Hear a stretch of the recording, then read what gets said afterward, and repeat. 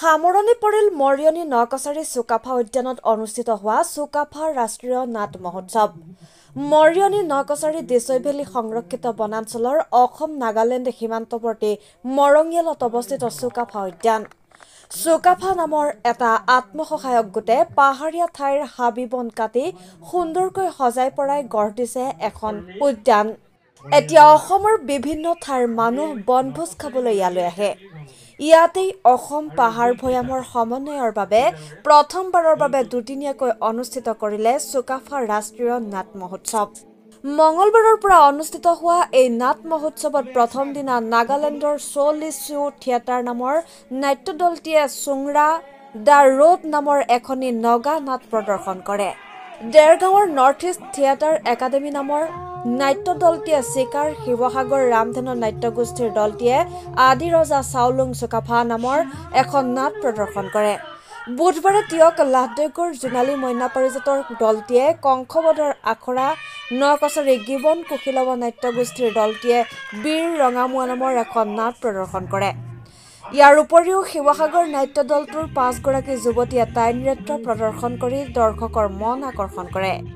নীলা পাহাৰৰ প্ৰাকৃতিক সৌন্দৰ্যৰে ভৰা এই মনোমোহা ঠাইৰ নাট উপভোগ কৰিবলৈ ৰাতিও বিভিন্ন ঠাইৰ পৰা মানুহ আহিছিল।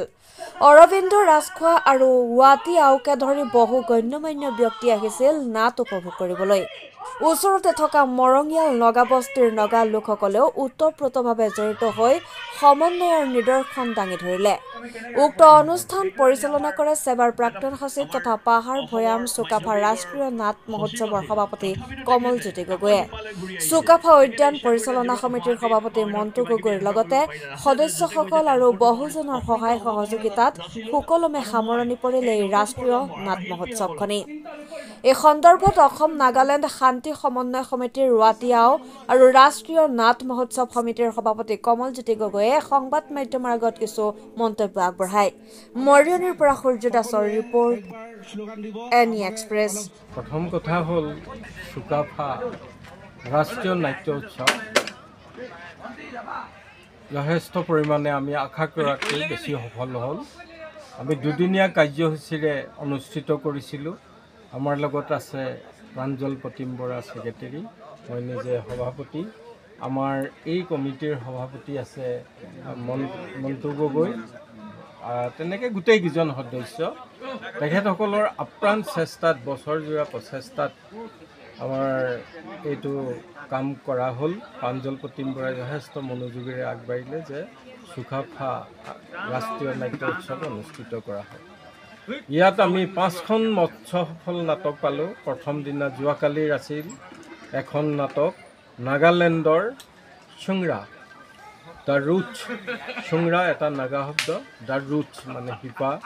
এই নাটকখনি যথেষ্ট ভাল ধৰণে কৰিছে আমাৰ নাগা শিল্পীসকলে, তেওঁলোকক আমি ধন্যবাদ জ্ঞাপন কৰিছোঁ। আৰু এখন নাটক হিমন্ত ফুকনৰ পৰিচালনাৰে আহিছিল, সেইখন হ'ল চিকাৰ। চিকাৰ নাটকখনৰ এটা নব্য ৰূপ দি তেখেতসকলে কষ্টিউম ডিজাইনৰ দ্বাৰা ইমান ধুনীয়াকৈ কৰিলে, আমি ভবা নাছিলোঁ যে এনেধৰণৰ নাটক প্ৰথমবাৰৰ বাবে চুকাফা উদ্যানত এই ৰাষ্ট্ৰীয় নাট্য উৎসৱত পৰিৱেশন হ'ব। বৰ ভাল লাগিল। আৰু তৃতীয়খন নাটক কালি আছিল, সেইখন হ'ল আদি ৰজা চুকাফা। শিৱসাগৰৰ শিল্পী দলে, অভিনেতা অভিনেত্ৰীসকলে তেখেতসকলে বুৰঞ্জীৰ আধাৰত চুকাফাৰ ইমান ধুনীয়াকৈ নাট পৰিৱেশন কৰিলে। গতিকে তিনিওখনি নাটেই যোৱাকালি যথেষ্ট ভাল আছিল। আৰু আমি আজি দেখিবলৈ পালোঁ যে লাইলুমখাম নৃত্য পৰিৱেশন কৰিলে শিৱসাগৰ বকতা পাৰিজাত পাঠকৰ ল'ৰা ছোৱালীসকলে খুব ধুনীয়াকৈ অনুষ্ঠিত হ'ল আৰম্ভণি অনুষ্ঠানটো। আৰু ইয়াৰ পিছতে এখনি শিশু নাটক লাহদৈগৰ জোনাকী মইনা পাৰিজাতৰ পৰা কৰিলেহি কংসবধৰ আখৰা।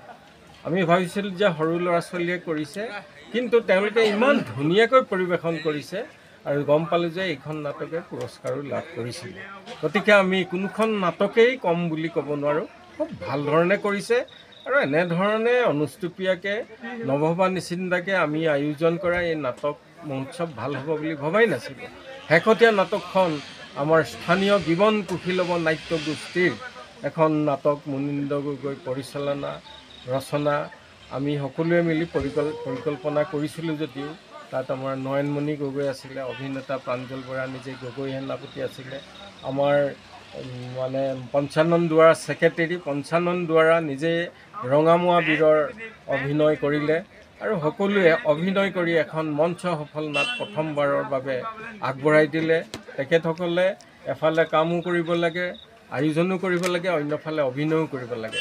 এনেধৰণে নাটক কৰিবলৈ যাওঁতে চৰকাৰৰ সহায় সহযোগখিনি খুব প্ৰয়োজন হয়, কিন্তু আমি এই ক্ষেত্ৰত আগবঢ়াই যোৱাৰ ক্ষেত্ৰত চৰকাৰৰ সহায় সহযোগ যথেষ্ট কম পাওঁ। কিন্তু উদ্যান সমিতিয়ে, চুকাফা উদ্যান সমিতিয়ে যিখিনি সহায় সহযোগ কৰিলে নাট্য জগতখনক আগবঢ়াই নিয়াৰ, তাৰ বাবে আমি তেখেতসকলৰ ওচৰত চিৰকৃতজ্ঞ। আৰু ভৱিষ্যতলৈ এনেকৈ উদ্যান সমিতি আগবাঢ়ি যাওক, চুকাফা উদ্যান সমিতি সদায় আগুৱাই থাকক। আৰু নাট্য সন্ধ্যা আজি ইমানতে সামৰণি পৰিলে যদিও আমি আশা ৰাখিছোঁ ভৱিষ্যতে এনে নাট্য সন্ধ্যা এই অঞ্চলত, এই ঠাইত, এই মঞ্চত আমি উপভোগ কৰিব পাৰিম। ধন্যবাদ। ধন্যবাদ। আমি প্ৰকৃততে অসম আৰু নাগালেণ্ডৰ মাজত শান্তি সম্প্ৰীতি অটুট ৰখাৰ অৰ্থে 2005 চনত সীমান্ত শান্তি সমন্বয় সমিতি নামেৰে নামাকৰণেৰে এটি সমিতি গঠন হৈছিল আৰু আজি 20 বছৰ অতিক্ৰম হৈছে।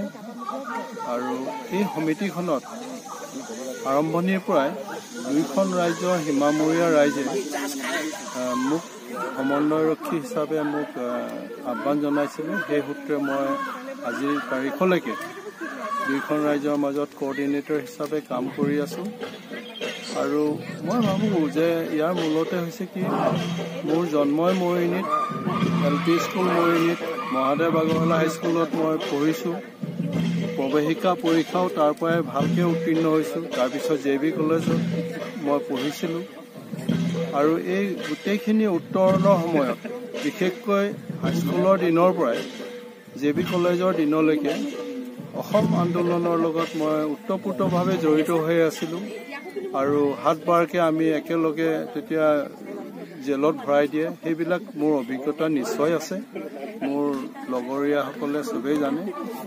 আৰু এনে এটা সন্ধিক্ষণত যেতিয়া এই শান্তি সমন্বয় সমিতিখন গঠিত হ'ল, তেতিয়া মানুহবিলাকে মোক ক'লে যে তুমি এইটো অলপ ধৰি দিব লাগিব, সহায় কৰিব লাগিব, পাহাৰৰ দিশটো, সীমামূৰীয়া দিশটো চাই দিব লাগিব। সেইকাৰণে তেতিয়াৰ পৰাই সমন্বয়ৰক্ষী হিচাপে ময়ো ভাবিলোঁ যে দুই ৰাজ্যৰ মানুহৰ মাজত যোগসূত্ৰ যদি স্থাপন কৰাত মই সুবিধা হওঁ, তেন্তে ৰাইজৰো সুবিধা হয়।